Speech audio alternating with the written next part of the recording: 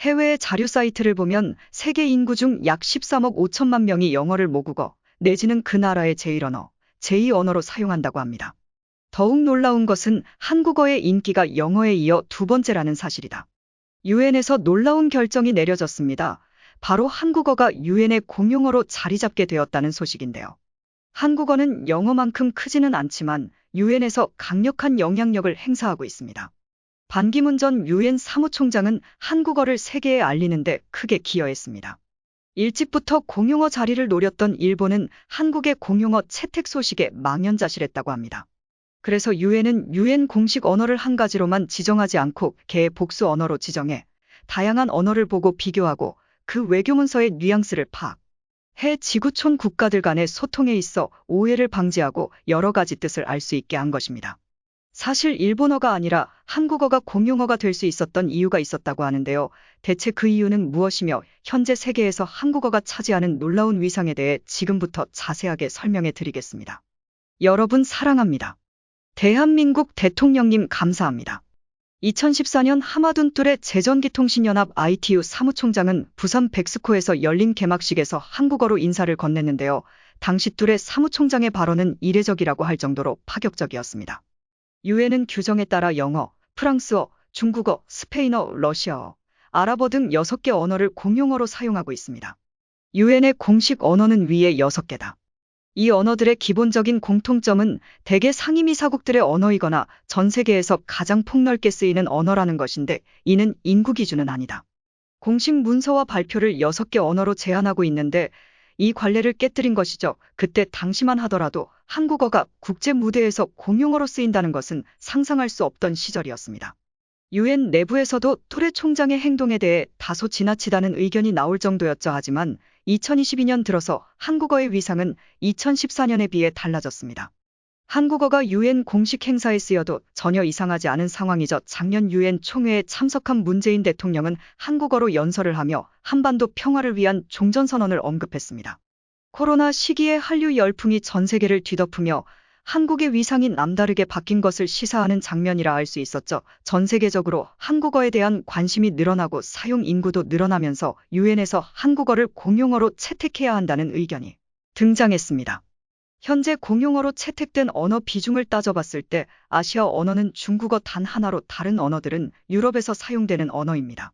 공용어라고 하지만 지극히 유럽 중심의 공용어라는 것을 볼 수 있죠. 유엔에서도 이러한 점을 지적해 아시아 쪽에서 공용어를 추가로 선정해야 한다는 의견이 있었습니다. 한국어는 중요한 후보에 올랐었죠. 과거 2007년 세계지식재산권기구 WIPO 총회에서 한국어가 국제특허협력조약 국제공개 언어로 채택되기도 했습니다. 2009년에는 유엔 공용어 문제를 주제로 한 토론회에서 한국어가 유엔 공용어로 채택될 수 있게 해야 한다는 발언이 나왔지만 현실성 없는 제안이라는 소리까지 들어야 했었는데요.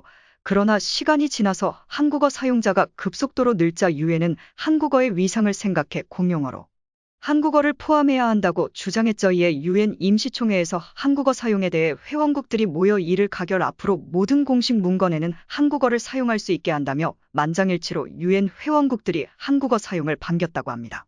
이미 한국어 사용자는 유엔 공용어로 채택된 프랑스어보다 더 많은 숫자인 7,700만 명에 달하는데요. 프랑스어는 이보다 약간 못 미친다고 하죠.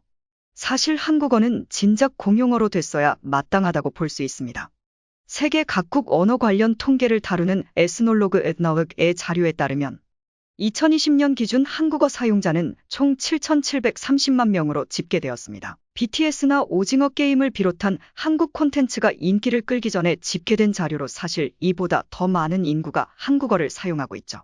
베트남을 비롯한 동남아시아 시장에서는 한국어는 영어보다 더 인기가 있는 언어로 한류 드라마를 비롯 한국 콘텐츠가 강세를 보이는 시장이기에 젊은 층들은 완벽히 한국어를 할 줄은 몰라도 한국어를 어느 정도 알아듣는다고 하는데요. 삼성전자를 비롯한 한국 기업들이 동남아시아에 진출하면서 한국 기업에 취직하고자 하는 이들이 늘었고 한국어 수요도 덩달아 폭증했다고 합니다. 여러 요인이 맞물려서 한국어를 배우고자 하는 이들이 한국어를 가르치는 선생님들보다 더 많아 공급 부족 현상을 겪는다고 하죠. 심지어 베트남 현지 가수가 베트남어로 발매한 가사에 한국어를 사용해 인기를 끈 일도 있었습니다. K-팝 유행을 이끌고 전 세계 문화 콘텐츠 산업의 중심이라 할 수 있는 미국도 한국어 배우기에 여념이 없습니다. 특히 BTS 팬클럽인 아미어미들은 한국어를 따로 배울 정도로 한국어 습득에 열의를 보일 정도인데요. 팬들만 배우던 와중에 미국 전역으로 한국어의 인기가 폭발하게 된 사건이 일어납니다. 바로 오징어 게임이 그 주인공인데요. 작년 한 해 넷플릭스를 통해 방영된 한국 드라마가 전 세계를 강타했고 미국은 작년 한 해를 오징어 게임의 해라고 불릴 정도로 이 드라마에 푹 빠졌습니다. 미국은 물론이고 프랑스, 러시아, 인도 등 전 세계 콘텐츠 순위 1위를 차지하며 드라마에 나온 대사를 그대로 따라하는 일이 생길 정도였죠. 특히나 자막 없이 드라마를 보고 싶어하는 이들이 늘면서 한국어를 배우려는 이들이 폭증했다고 합니다. 글로벌 온라인 언어학습 플랫폼 듀오링고 듀잉는 2021 보고서에서 한국어를 배우려는 사람이 2020년 대비 76% 상승했다고 발표할 정도였습니다. 한국학을 배우려는 이들도 늘어났습니다. 미국 명문대에서 한국학 교수직 설치 사업을 추진하며 교수를 모시려고 하는 등 한국을 배우고자 하는 학생들의 수요를 잡기 위해 학과를 신설하는 모습을 보였죠. UC 버클리나 하버드, 펜실베이니아 대들이 대표적인 학교입니다. 유럽에서도 한국의 인기는 상상을 초월합니다. 영국 옥스퍼드 대학교 출판부가 옥스퍼드 영어사전 OED에 한국어에서 비롯된 단어 26개를 작년 한 해에 등재하면서 한국 콘텐츠의 영향력을 실감할 수 있었는데요. 한류에서부터 치맥 등 한국에서 자주 쓰이는 단어가 등재됐으며 흔히 한국에서 자주 쓰이는 대박대백, 과 같은 표현도 기재되어 피상적으로 한국어를 등재한 것이 아니라는 것을 잘 알 수 있었습니다. 이 책에 나온 한국어를 공부해 인증하는 일이 SNS에서 화제를 끌며 한국어 단어가 SNS를 점령하는 기현상이 일어났죠. 덕분에 전 세계 세종학당은 한국어의 인기에 힘입어 연일 매진행렬을 기록하고 있죠. 이집트의 경우 세종학당이 수용할 수 있는 최대 인원이 120명이지만 대기자 수는 2,800명을 기록할 정도로 인기입니다. 터키의 경우도 230명 정원에 2,500명이 대기를 하고 있고 러시아 세종학당에서도 한국어를 배우기 위해 밤을 새서 대기줄에 있을 정도라고 합니다. 그야말로 수요에 비해 공급이 못 따라가는 현실이죠. 세종학당에서 현지인들을 대상으로 한국어를 가르치는 30직 강사는 외국에서 한국어가 인기인 이유는 배우기 쉽다는 점도 있다는 것을 강조했는데요. 다른 언어와 달리 일주일 정도면 읽고 쓰기가 가능하고 학습하기 쉬운 콘텐츠들이 널려 있기에 배우기도 좋다는 장점이 있는 것이죠. 인도에서는 한국어를 제2외국어로 채택하는 모습을 보였는데요. 중국어를 제2외국어에서 제외하고 한국어를 배우도록 정부에서 권유할 정도로 한국어는 남다른 인기를 자랑하며 저변을 늘리고 있습니다. 당연히 한국어가 세계적인 인기에 힘입어 공용어가 될 수밖에 없는 것이죠. 한국어가 순식간에 공용어의 위치까지 올라가자 이를 질투한 국가가 있었는데요. 바로 일본이었습니다.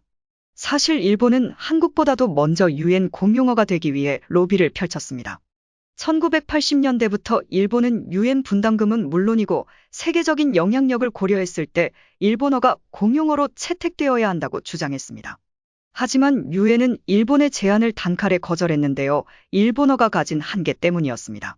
세계적으로 많은 인구가 사용하지 않은 것도 있었고 한정된 곳에서만 사용할 수 있다는 점 역시 문제였지만 무엇보다 중국어와 흡사하게 한자를 많이 이용하는 것이 결격사유였죠. 중국과 유사점이 많아 채택하기 곤란한 것이었습니다. 일본은 그럼에도 불구하고 로비를 통해 지속적으로 일본어를 공용어로 채택하기 위해 노력했지만 번번이 거절당했습니다. 그런데 자신들보다 뒤늦게 공용어 추진을 했음에도 불구하고 일본보다 먼저 공용어 지위에 오른 한국에 대해 일본은 분노할 수밖에 없었습니다. 한국어는 세종대왕이 창제한 언어로 과학적이면서도 쉽게 배울 수 있는 언어이기에 많은 학자들에 의해 그 우수성을 인정받았습니다. 특히 이번 공용어 선정에도 한자 기반이 아닌 언어이기 때문에 일본과는 다르게 채택될 수 있었던 것이라 보입니다.